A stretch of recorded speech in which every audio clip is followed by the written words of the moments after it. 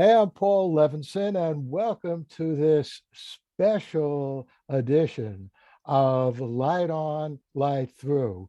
And it's very special because those of you who've been listening to the podcast or have been watching videos, which is basically just me talking, and you have an image of what I'm talking about, know that one of my great new discoveries in the past few months has been a series called Severance on Apple TV Plus, and I was very happy to discover it because I'm a notorious cheapskate, as I always say, and I went to Apple TV to watch the Foundation series.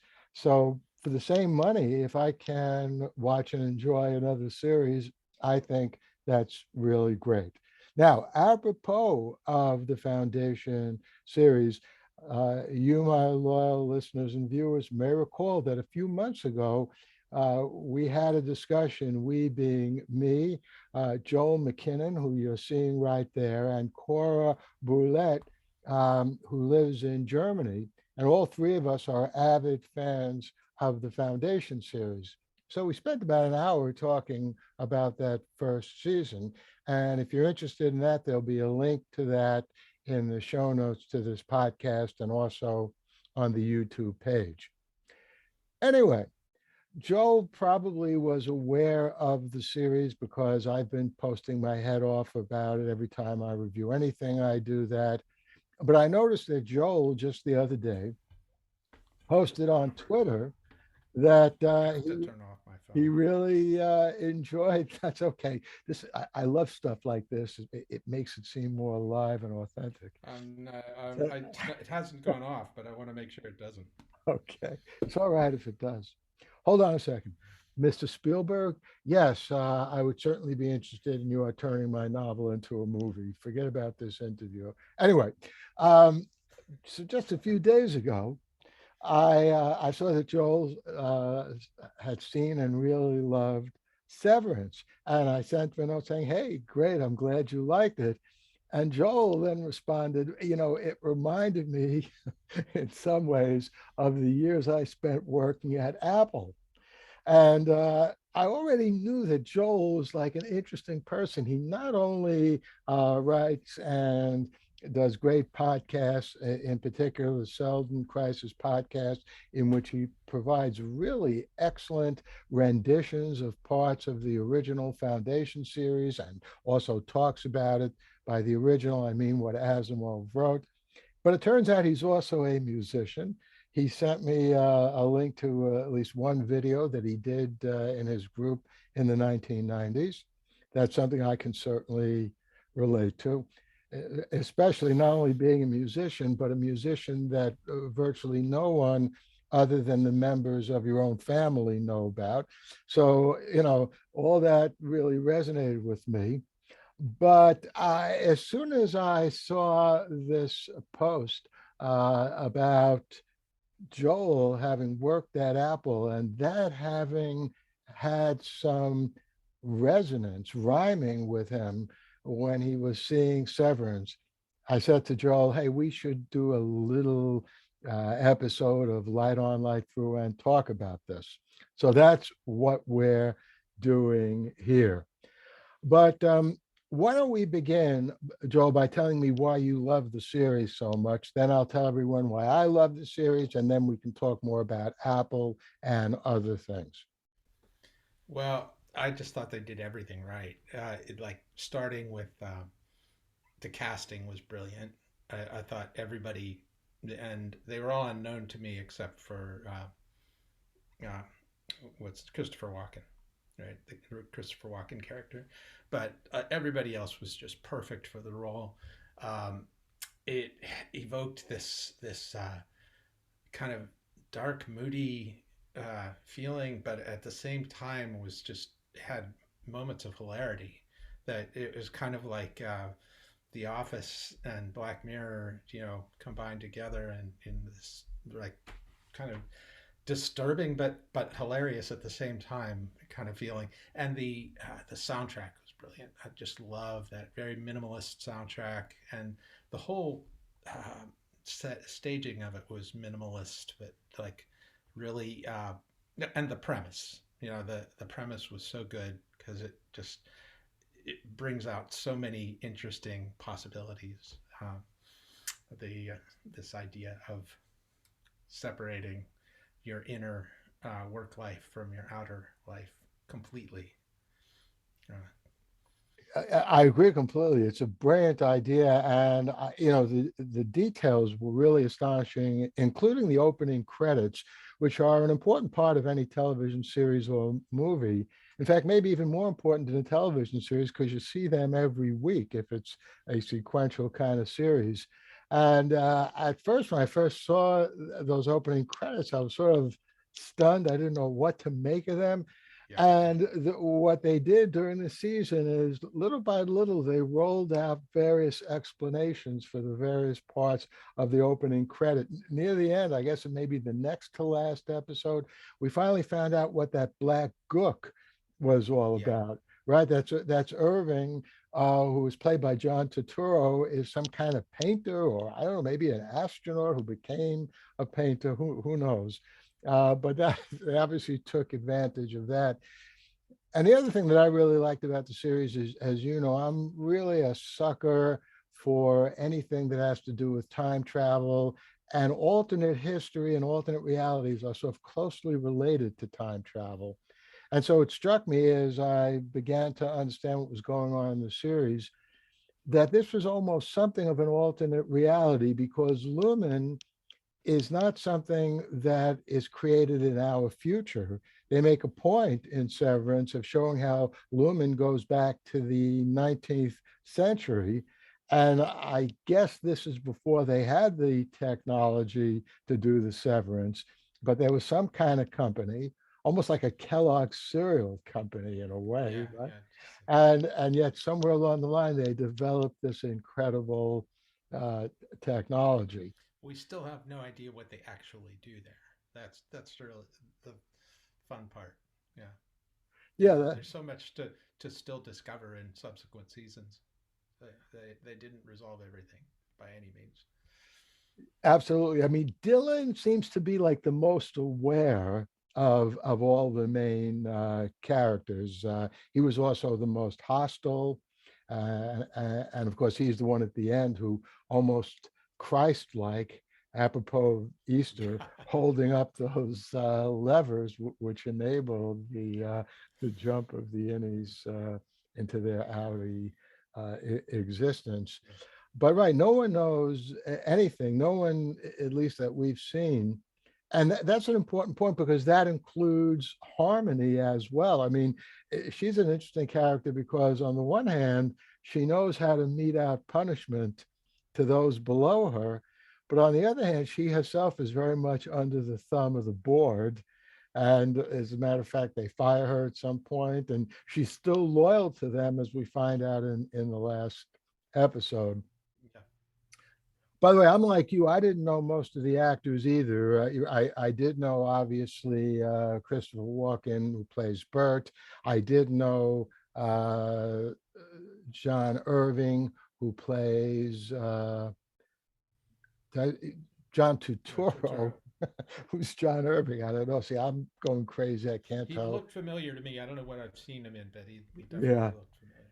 yeah. He and then of course, uh, is it Patricia Arquette who plays Harmony or her Oh sister? yeah, I knew Yeah, Patricia Arquette, but yeah. the interesting thing there is the last thing I saw her in was After Hours, I think, That's a which great was like movie.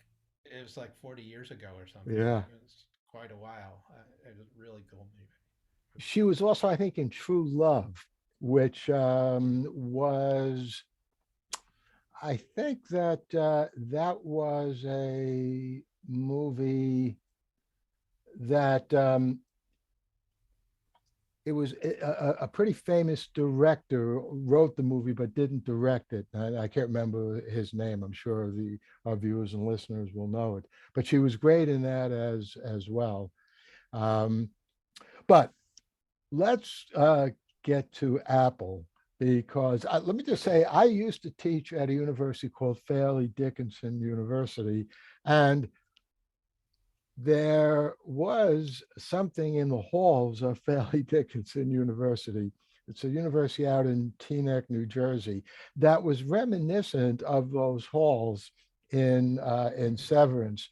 So it probably is a pretty standard thing, but I assume for you it was more than the halls. It was the way that Apple But related to its employees. the halls is the first thing that hit me because I remember like the campus I was on, and what probably wasn't typical of Apple in general, but the campus I worked at, I started as a contractor, had a series of buildings, different buildings that all had certain characteristics. They were mostly white, white walls, with posters of Apple products around and things like that. But what was kind of interesting is every building had this problem for orienting yourself in it, that it would have like an entry on all four sides, and wherever you went in, it all looked kind of the same, looking forward, looking to the sides, and it was really easy to forget what, not get 90 degrees off of where you meant to be. And like you'd often have to like look at the map of the building, even though they were very fairly small buildings, just because they seemed designed to disorient you, like kind of like the problems they had in the show. But that was the first thing that hit me. But then it was kind of the cult like atmosphere of the thing as it developed. And Apple's very cult like with the Steve Jobs veneration and everything. Uh, and well, there was also the fact that I had a boss who was kind of Melchick like. He tended to he had this kind of false cheeriness that would like he tried to like bribe everybody with cheerful like pizza lunches and stuff that you always felt like, or at least I always felt like, were kind of like mandatory, that I didn't really want to be at, but you kind of have to be in his good graces. And like I tried for the longest time to stay in his good graces, and eventually just it didn't work because it was kind of like an implant that wasn't working very well for me. I was rejecting it. And eventually that got me in some significant trouble there, because there was only one way to success, which was being on good in your boss's good graces. There really wasn't any other way. I love it. So, do you think the people who put together Severance, whether either in the writing or the staging, used experience that if we went into that uh, situation, did a little research, we'd find that someone there was in Apple at some point? I was tempted to do that research because it's probably not, a lot of the things I noticed aren't only Apple, unique to Apple. There's probably any corporate, large corporation. A lot of that is just like standard stuff that's in a corporation, and ways of like trying to seduce your workforce into staying as long as possible. And um, oh, the other thing that really was resonant was the badges, because there's the switching badges to get into the when you go in, you're like and a different person when you walk in with that badge. And Apple was all about the badge, and it was like so important because of security. Apple has very tight security. You'd have this Apple badge that had a big Apple on it, and it became part of you, and you absolutely had to have that badge all the time on you. You couldn't walk through any doorway without it. And if you forgot your badge, if you left your badge at home, um, you had to do what we called the walk of shame, which was to walk like way across campus to this one building, to this one desk, to one person who would give you this like stern look, and grudgingly give you your temporary badge for the day, and like with strict orders to return it at the end of the day, and don't ever do this again. And I only did it a half a dozen times in my time there, but uh, it was and then when I was finally done after 5 years, when I gave up my badge, I almost felt like losing a part of my body. It was just like an amputation of something. It's become such a part of you. So is that voluntary, if you don't mind my asking? You couldn't take it anymore, or you found a better job, or you just Uh, didn't want to work no, for the company? I don't want to get into the Yeah. details. It wasn't completely voluntary. It was Okay. I stayed long enough to get my uh, my stock vested, and that's the one thing I have to give to Apple. They really helped me with my retirement, funds, because I got enough stock to be comfortable, and without it, I wouldn't be. So I can't regret that, but I wouldn't urge anybody to go. I don't think it's worth it to work there. And I want to say I love Apple products. Right. Absolutely. I'm using one right now. Me too. Yeah, they make the greatest products, and I respect them immensely for that. But it's hell to work there. At least it was for me, and I think for a lot of people it would be.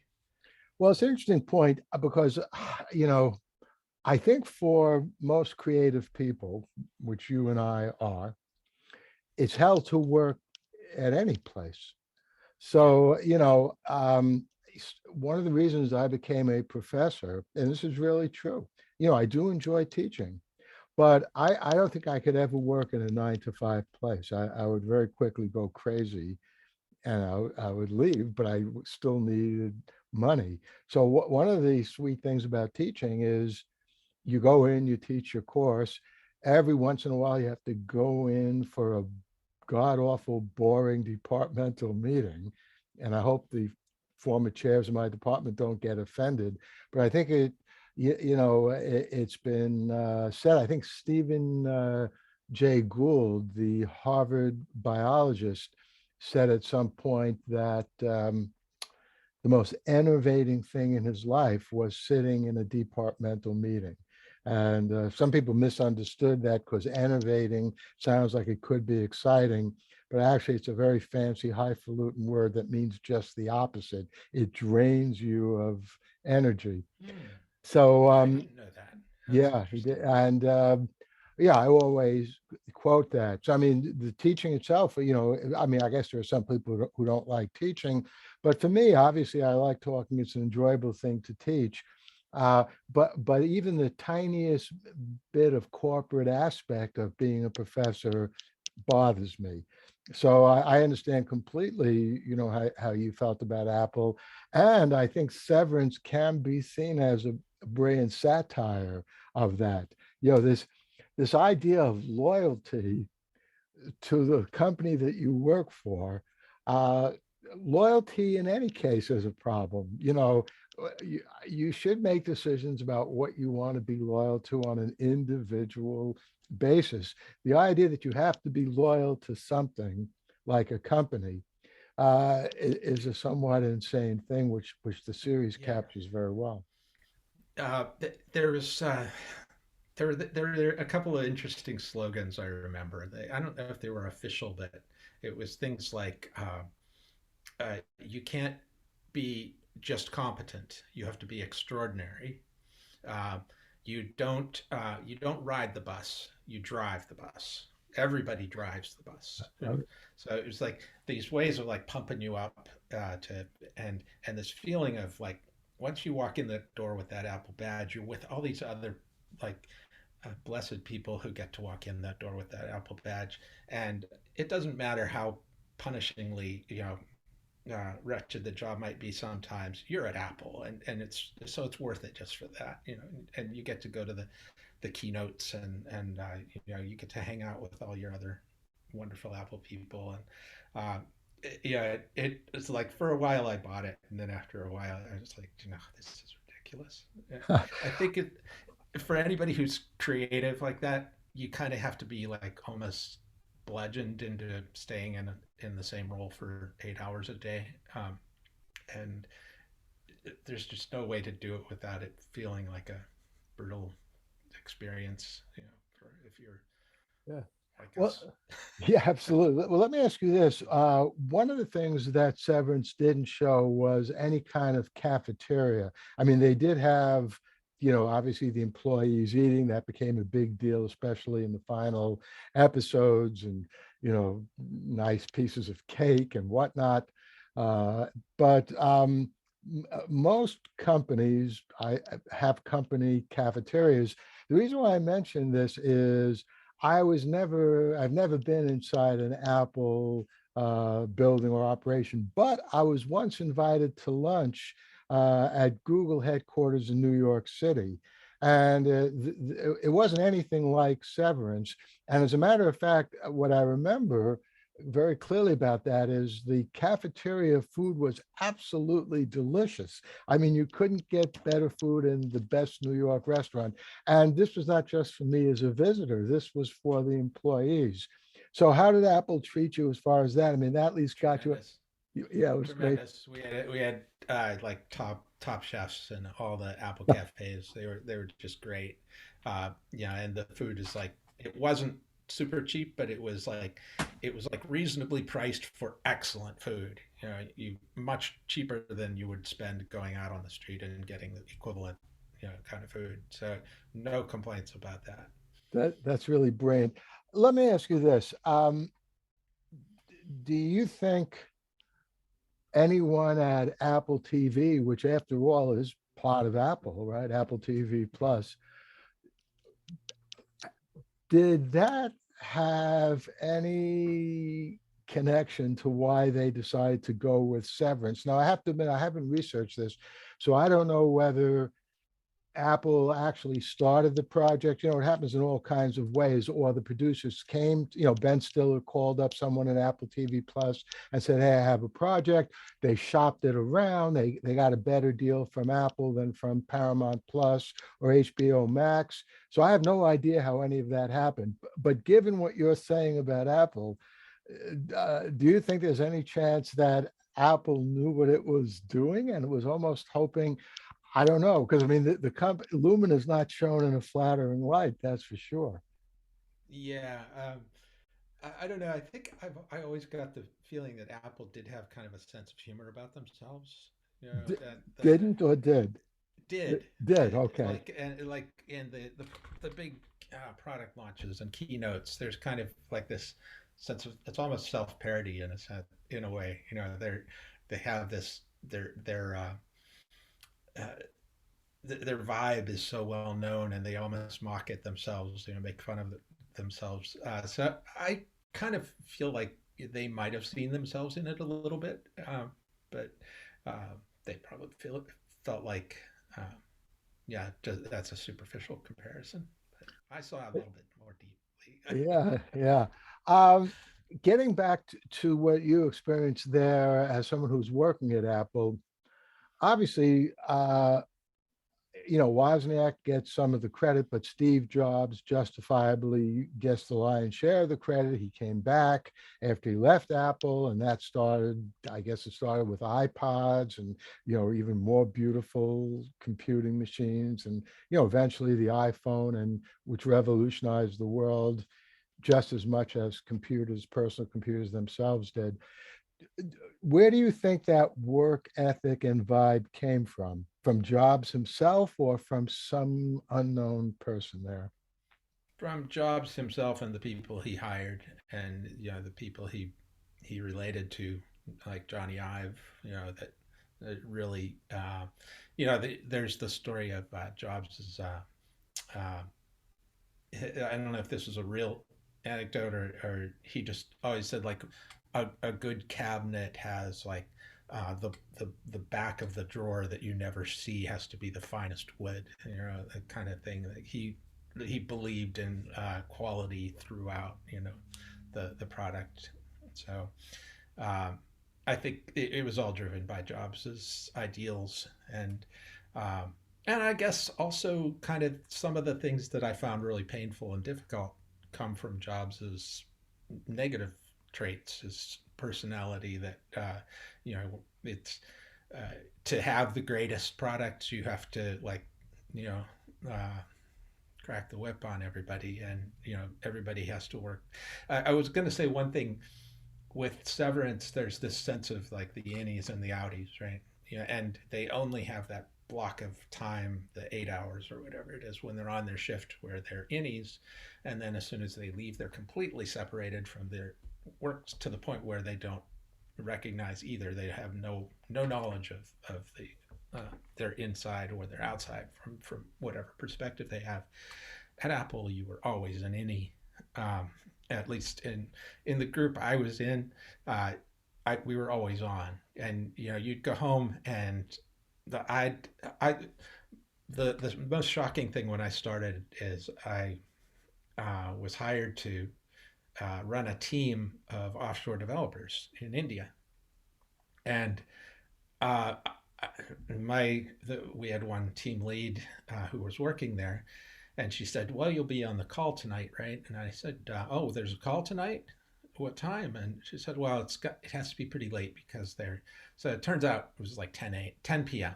Right, um, and I jumped on the call, and it went on for like 2 hours, until midnight.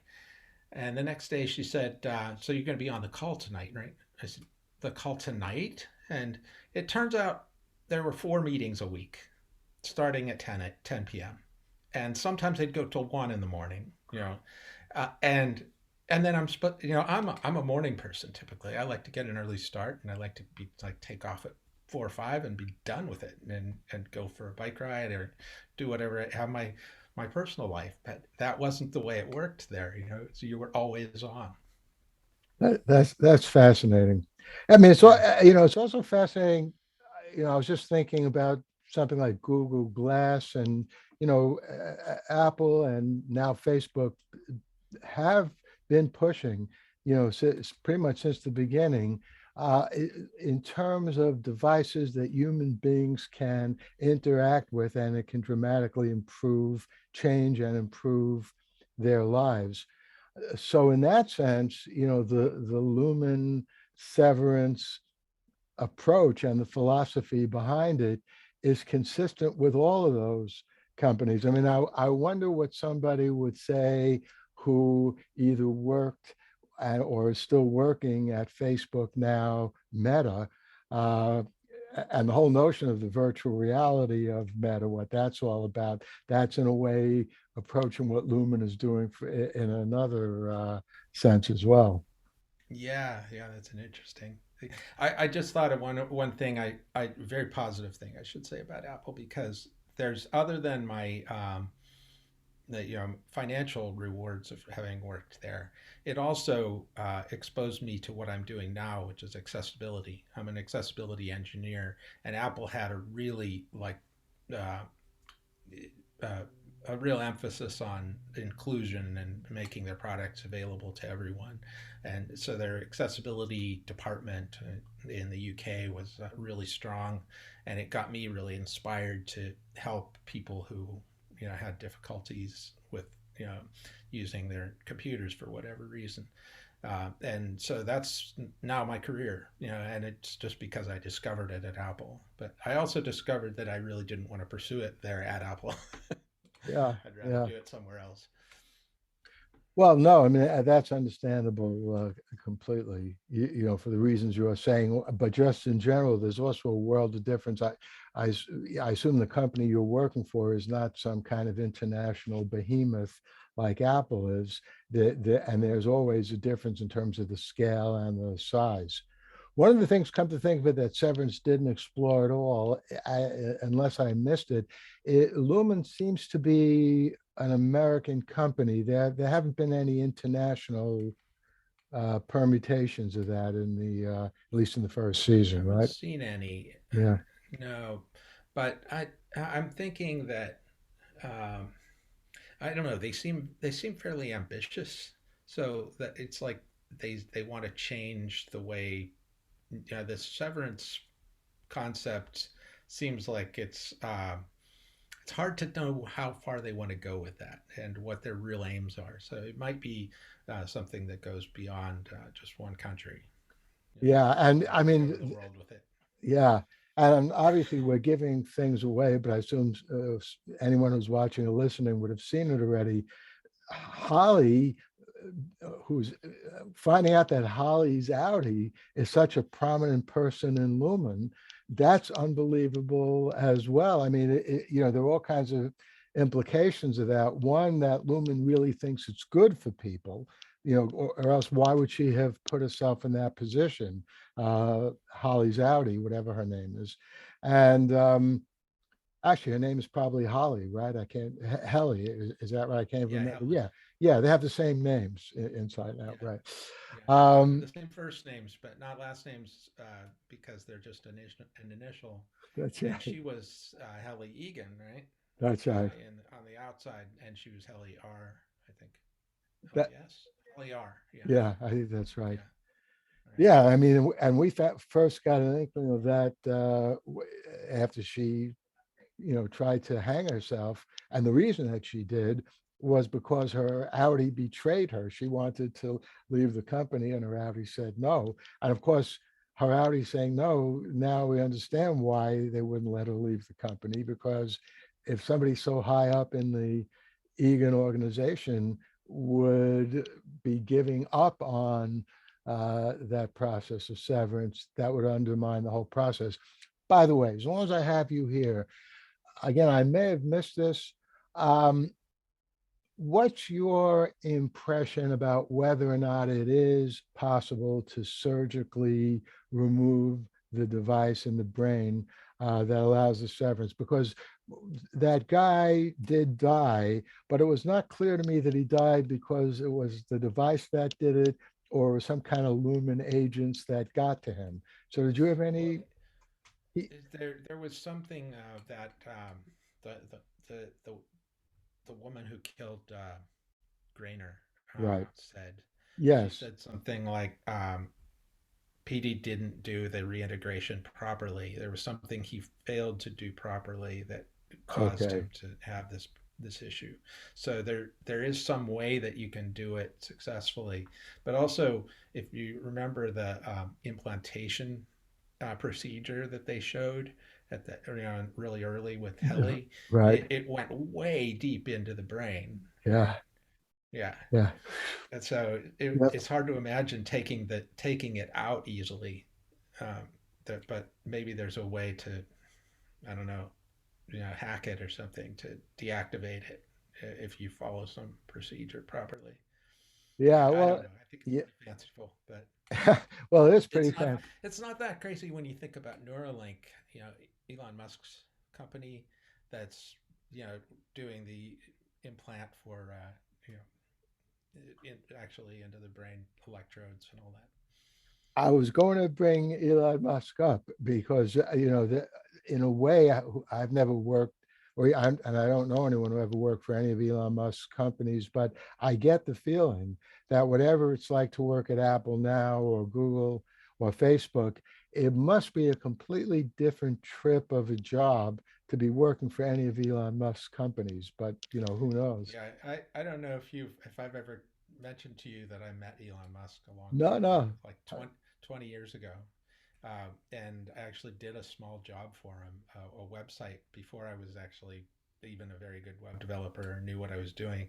Uh, I was in something called the Mars Society, Hmm. and he, I volunteered to do to coordinate a fundraiser, a really big fundraiser featuring James Cameron and $500 a plate, and it was like way beyond like something I should have even been considering doing. But part of it was I had to fill up all the plates, so I bought a list and sent it out to all these top CEOs and everything, and one of them was Elon Musk, and I'd never heard of him, and I think he was the only one from the list who came to the event, but we barely broke even on the cost of the thing. But the next day, he gave the Mars Society $100,000. So it was a huge success because of Elon Musk. And shortly afterwards, he came to one of our chapter meetings, and I got to meet him and chatted with him. And he seemed like a really nice guy. Had lunch with him. He told me he was planning on doing this project to send a greenhouse to Mars to inspire future Mars missions, and he wanted to use Russian rockets. And he had like this PowerPoint deck that he just wanted it turned into HTML, so it turned into a website. So I did that for him, and then I never heard from him again. But he didn't seem like a monster to deal with. Well, I'm glad to hear that. You again, see, you are amazing. Here's another thing. You met and worked with Elon Musk. You had some involvement with the Mars Society. By the way, I think it was the Mars Society. Who remembers? But I went to at least two conferences maybe like 2015, 2016. One was in Washington, the next one was in Pasadena, California. You ever Because meet Zubrin, Robert Zubrin? yes, I did. Yeah, Yeah, he's yeah, I quite know. a character. He is quite Yeah, a character. It's a really, I mean, for me, it's somewhat of an excruciating thing because although I am a fervent advocate of getting out into space, and I have zero tolerance for people who say, "Hey, well, you got to take care of the problems on Earth first." You know, if we keep doing that, we'll eventually burn up and go into the sun. So we have to get our species off this planet. And I've been an enthusiastic advocate of that all my life and in all my work. But one of the problems with Zubin is he was, and for all I know, still is a pretty enthusiastic supporter of Trump, as is Elon Musk to some extent. And not to get yeah, too far off, on this, but I'll mention it because I think it's important. The world we live in, and you and I have been talking about the Russian invasion of Ukraine on Twitter. But and as you also know, I'm also a fervent advocate of free expression, but there are limits to that. And I don't know if you heard about this. Musk, shortly after the Russian invasion of Ukraine, made the Starlink system, his Starlink system, available to Ukrainians, and they yeah, used it. Someone asked him, "Are you going to lock the Russians out?" Because they had already been using it. And Musk's response was, well, that's what you get and I'm not going to apologize about being an absolutist regarding freedom of expression, meaning he thinks the appropriate thing is to allow Putin to say whatever he wants, even though it might be vile lies about killing hmm people. So, I yeah, mean, yeah, it's something of a mess. But I mean, this is always the problem. People that we might admire, for some things, don't necessarily agree with us with everything else that we yeah, yeah. do. No, I cringe when I see a lot of stuff that Elon Musk tweets, and some of the stuff Zubrin tweets. Sometimes I get into these raging arguments with Zubrin on Twitter because the same thing you're talking about. Just he tends to be a bit of a reactionary sometimes. It's but he's got just a brilliant mind, and I've read several of his books, and he obviously has a lot of tremendous ideas, and so does Musk, obviously. Yeah, and look, as far as I'm concerned, um, apropos of Paramount Plus, and Star Trek, one of the things that really bothers me the older that I get is we've barely gone beyond where we were as a species when the original series Star Trek first came on the air in the mid 1960s. And here we are a good 60 years later. And yeah, we've gotten a little further out there. And it may be that we need people like Musk and Zubrin to get us out there. So, Yeah. but Well, Musk has said something like these things don't happen on their own. Somebody has to make them happen. So what made the the moon missions happen was the race the, with Russia and the Cold War. And without that, nobody was making it happen. So he decided that he was going to be the one to make it happen. Oh, it's really interesting to me because I think a lot about this from Foundation.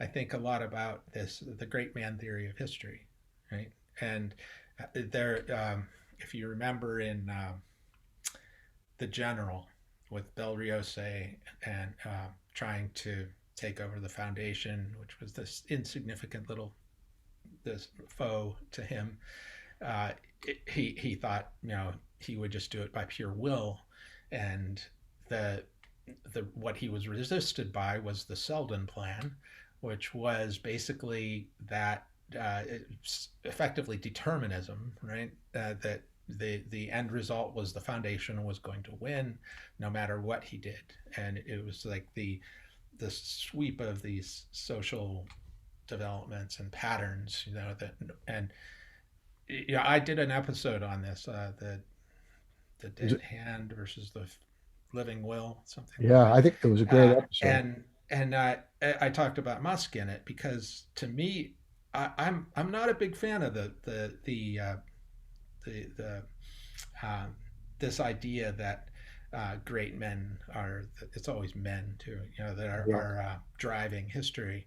I like the classic example is Hitler, and if you had a time machine and you go back and kill Hitler as a baby, right? Could you stop the Holocaust, right? And I'm not so sure you could, because I think without Hitler, there'd be the the spirit of German nationalism was there, and he was just the face of it, And without him, somebody else would have stepped up into that role, and the people of Germany were primed to follow, and that can happen anywhere, and so it's but then the counter of that is somebody like Musk, who's saying if somebody doesn't think about a way to get to Mars, it's not going to happen, right? And maybe if Musk wasn't around, maybe it wouldn't happen, and maybe it still might not happen. But he's trying. He strikes me as a Belriose type character like that, because he's saying, uh, I have the living will that's going to get us to Mars, to make us multiplanetary. And without me, it wouldn't happen, but it is going to happen because I say it's going to happen. So maybe he is a great man of history.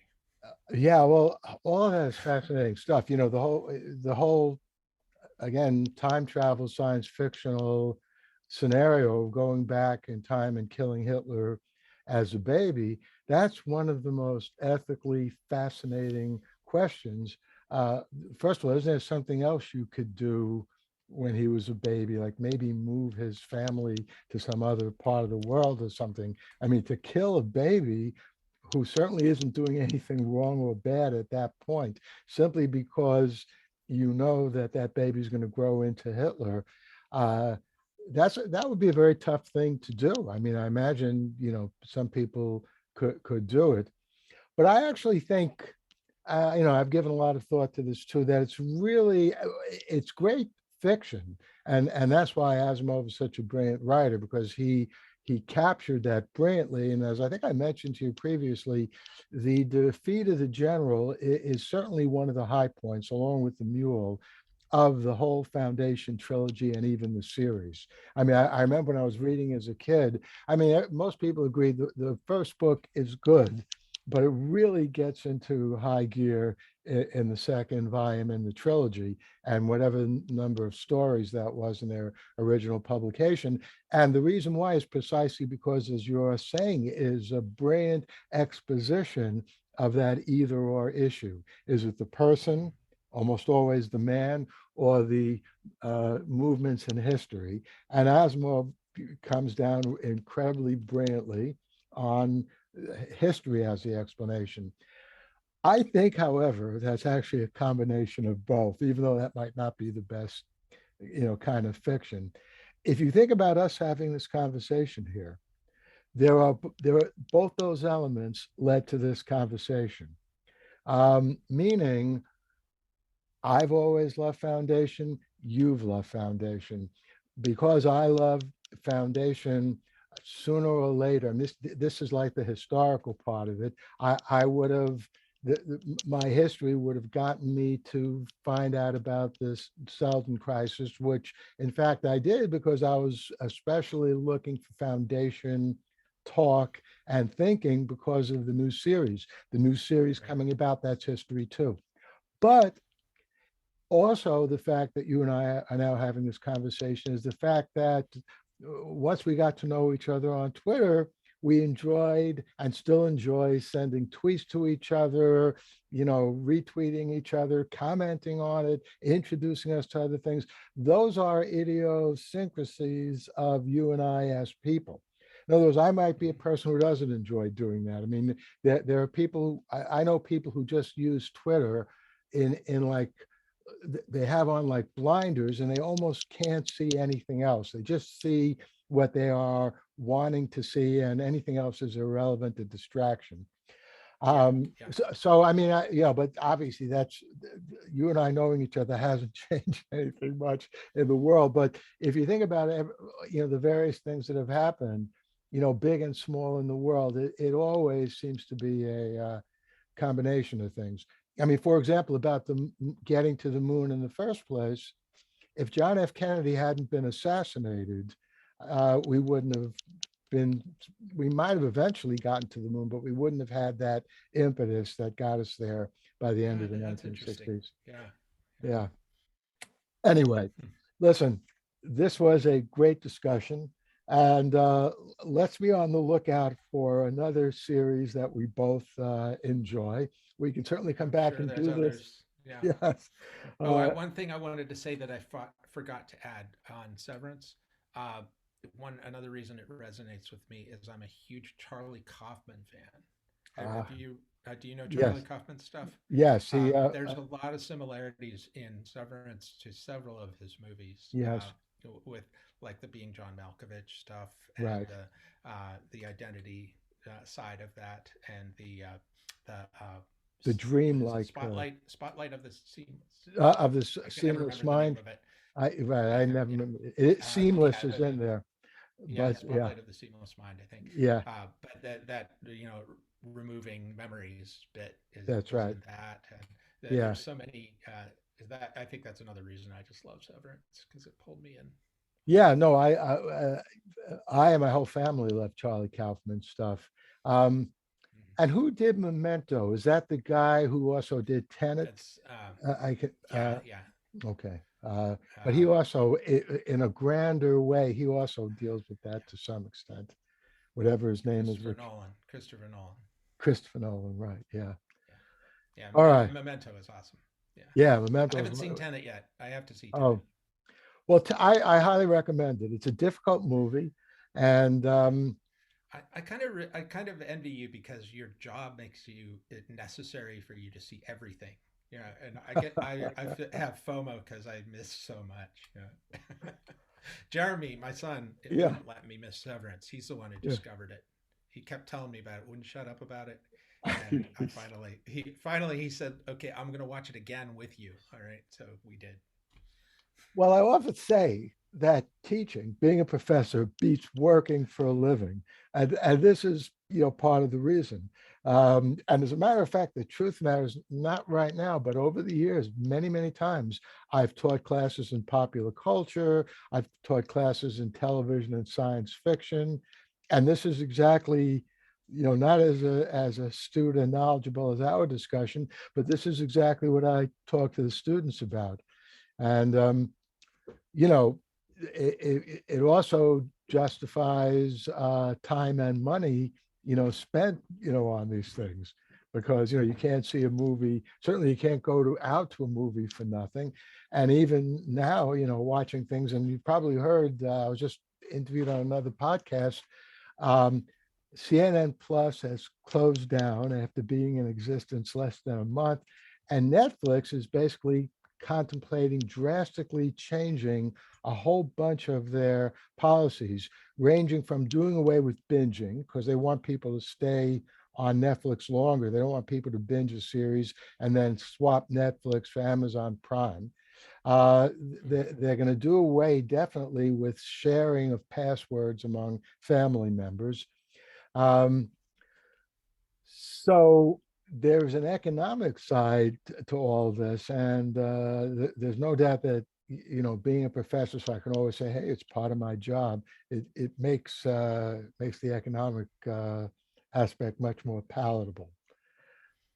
Anyway, a real pleasure talking to you, Joel. You live out in California. I live in New York. COVID, though, does seem to be getting better. Let's hope sooner or later we can have a nice cup of tea or coffee, either in California or New York. Uh, Yeah, absolutely. but before then, we'll no Looking doubt forward do to so. it. Yeah, great. All Before right, then, and thank you very much for inviting me for this. my I've had a pleasure. blast. Take Enjoyed it. care. Bye bye.